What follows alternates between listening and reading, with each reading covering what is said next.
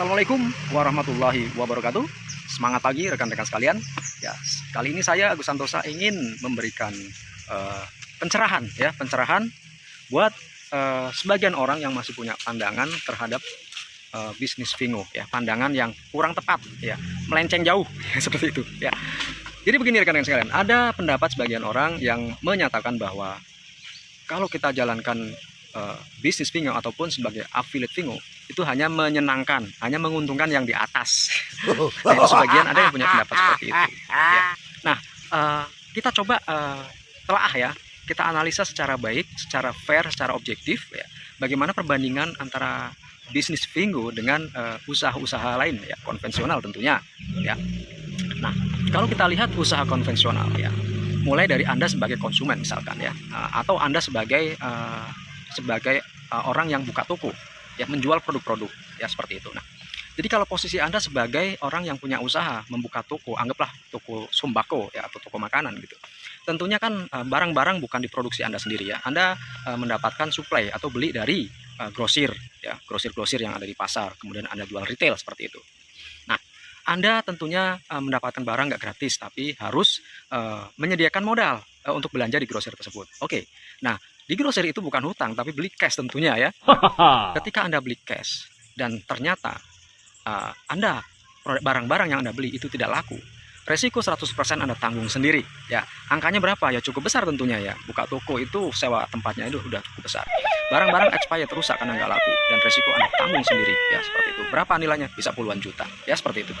Nah, kemudian bicara keuntungan, Anda belum untung, ya. Anda baru beli barang itu langsung memberikan keuntungan kepada toko grosir yang Anda beli barang-barangnya, seperti itu.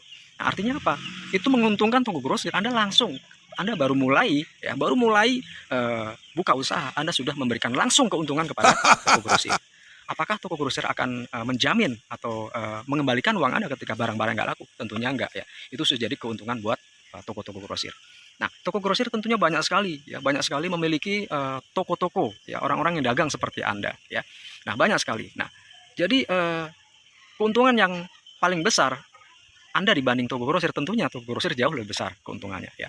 Nah, itu sudah pasti kalau di bisnis konvensional itu pasti yang di atas itu pasti untungnya lebih banyak, ya, seperti itu. Karena apa? Karena punya toko-toko yang belanja di sana banyak, termasuk Anda. Nah, oke, sekarang kita lihat grosir. Grosir itu juga bukan bikin barang sendiri, tapi disuplai, ya, disuplai oleh supplier, ya, oleh supplier atau agen-agen, ya, seperti itu. Nah, grosir juga langsung membeli kepada agen-agen dan agen-agen atau supplier langsung dapat keuntungan, ya. Jadi Anda memberikan langsung keuntungan, ya, bukan nanti, tapi ketika Anda belanja, agen atau supplier itu langsung dapat keuntungan. Dan agen atau supplier itu punya banyak sekali toko-toko grosir langganan mereka, ya, seperti itu. Artinya apa? Keuntungan dari supplier atau grosir dibanding dengan grosir itu jelas lebih banyak suppliernya, ya, seperti itu. Dan selanjutnya supplier, bicara supplier ke atas lagi ada yang namanya distributor, ya.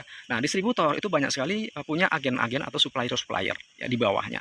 Nah, bicara tentang keuntungan sama juga, ya, para supplier atau agen di bawah distributor tentunya banyak sekali. Satu distributor bisa membawai banyak agen-agen, bisa ratusan, ya. Sehingga apa? Jelas keuntungan lebih banyak para distributor, ya, seperti itu. Dan resiko ya ditanggung sendiri oleh yang ada di bawahnya, ya. Kenapa? Kalau nggak laku ya itu urusan dia, itu bukan urusan distributor, ya, seperti itu. Nah, dari distributor naik lagi ke atas lagi, yaitu produsen atau prinsipal, ya, pemegang merek sendiri. Nah, dari pabrik atau produsen itu tentunya barang di bawah pabrik itu banyak sekali distributor, ya. Mungkin setiap provinsi ada satu distributor atau setiap kabupaten atau setiap kecamatan seperti itu. Nah, kalau bicara keuntungan, tentunya pabrik akan mendapatkan keuntungan yang lebih besar dibanding para distributornya, seperti itu. Nah, itu fakta yang harus dipahami oleh kita semua, ya. Nah, sekarang kita coba kita lihat, ya, gimana dengan menjadi affiliate Vingo atau bisnis Vingo, gitu, ya. Nah, dalam bisnis Vingo, tentunya ketika kita membeli license, ya, memberi hak usahanya, ya, beli lisensi, Anda sudah langsung dapat toko online, ya, barangnya ribuan, ya.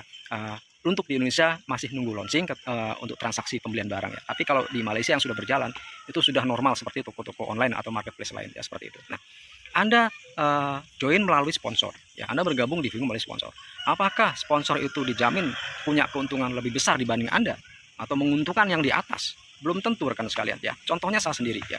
Saya sendiri dari income itu jauh lebih besar dibanding sponsor saya, ya. Ini saya buktikan. Kenapa? Karena saya lebih produktif dibanding sponsor saya. Ya seperti itu. Artinya apa? Di Vingo itu fair ya. Kalaupun resiko, anggaplah resikonya sangat kecil sekali ya. Anda beli toko online dapat gift barang senilai kurang lebih antara 150 sampai 200 ribu. Anda juga dapat voucher ya, voucher diskon senilai kurang lebih 700 ribu ya. Itu sudah luar biasa ya. Anda nggak ada resiko karena Anda sudah punya toko. Kapan akan dijalankan terserah Anda, itu toko Anda sendiri ya. Kalau ada omset Anda dapat keuntungan, nggak ada omset Anda nggak dapat keuntungan ya, seperti itu. Ketika Anda bisa menjual license ke teman-teman untuk menjadi affiliate, Anda dapat fee referral ya, jasa Anda telah menjual license dari Vingo kepada teman-teman Anda ya. Artinya apa? Ini sangat fair sekali ya. Dan menariknya, ketika kita menghadapi kesulitan, itu banyak yang bantu ya. Konsultan Anda banyak sekali, beda dengan bisnis konvensional tentunya ya. Nah, jadi kita harus fair, harus objektif melihat sesuatu ya. Jangan asal-asalan ya, mungkin atas dasar ketidaksukaan ya, sehingga apa? Mengeluarkan pendapat atau statement yang tidak pada tempatnya, tidak semestinya, dan itu hanya menunjukkan kebodohan Anda ya, karena Anda kurang wawasannya ya, seperti itu. Kalau saya menilai seperti itu ya. Jadi jangan mudah memberikan statement sebelum Anda mendalami dan sebelum Anda bisa berlaku adil, fair, seperti itu rekan-rekan sekalian ya. Nah, jadi kembali ke Vingo. Vingo apakah skemanya skema piramid ya? Kalau piramid semua seperti itu sama saja ya. Artinya pabrik 1, distributor 10, agent 100 ya, sama seperti itu. Skemanya memang modelnya seperti itu ya. Tapi kebanyakan bahasa skema piramid itu diartikan itu money game ya. Nah, kalau bicara money game ya, Vingo itu kalau money game itu perusahaannya memang 100% berharap mendapatkan keuntungan dari rekrut member ya. Jadi uang rekrutan itulah yang dijadikan keuntungan ya. Kalau Vingo itu tidak sama sekali ngambil keuntungan dari lisensi ya. Bahkan lisensi itu dikeluarkan semua biayanya ya. Sebagai fee referral kurang lebih 540 ribu, kemudian dialokasikan sebagai gift buat kita itu kurang lebih 150 sampai 200 ribu. Itu sudah 700 ribuan ya, seharga license yang kita beli di Vingo ya.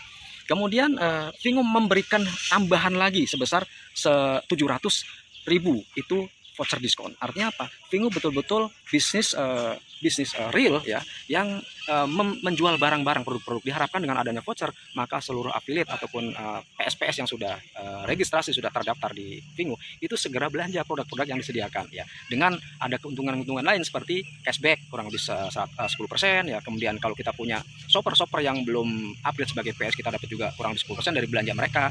Dan kalau misalkan kita referensikan ke kawan-kawan ya untuk beli license Vingo, maka kita dapat referral ya, bonus referral ya. Nah, jadi total yang dikeluarkan itu jauh lebih besar dibanding harga license ya. Artinya apa? Vingo bukan money game, bukan mencari keuntungan dari perekrutan ya. Memang Vingo fokusnya adalah e-commerce ya, perdagangan elektronik, menjual barang-barang yang disediakan di aplikasi Vingo ya.